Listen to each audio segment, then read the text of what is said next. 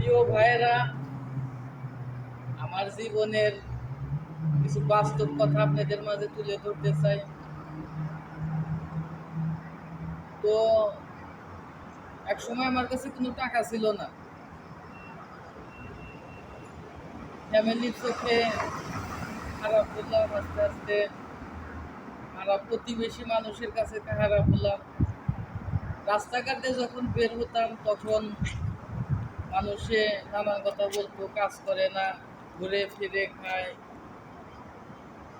তো সিদ্ধান্ত নিলাম যে বিদেশে চলে যাব। তো ইনশাল্লাহ এই প্রবাসের মাটিতে আসছি, আজ 2 বছর হয়ে গেল। তো যারা আমার আগে বলতো যে কাজ করে না, ঘুরে ফিরে খায়, আজ তাদের মুখে আমি শুনে আমার কাছে নাকি 10 লক্ষ টাকার ক্যাশ হয়েছে। আবার কিছু মানুষে বলে 20 লক্ষ টাকা আছে। তো তাদের উদ্দেশ্যে ভাই আমি কিছু কথা বলতে চাই।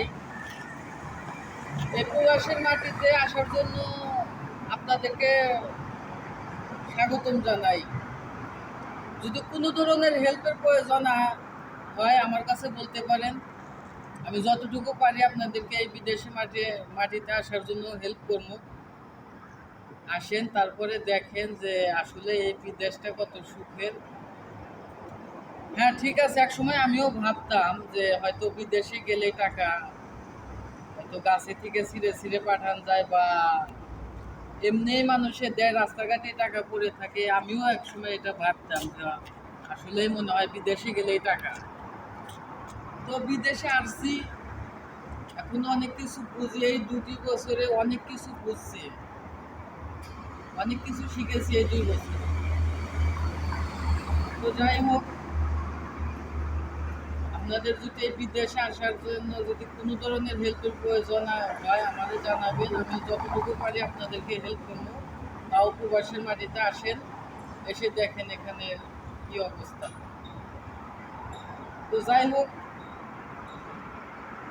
আমার কথায় যদি কোনো ধরনের ভুল ত্রুটি হয়ে থাকে ক্ষমা দৃষ্টিতে দেখবেন। ইনশাল্লাহ দেখা যাবে পরে নেক্সট ভিডিওতে। সবাই ভালো থাকবেন, সুস্থ থাকবেন। আল্লাহ হাফিজ।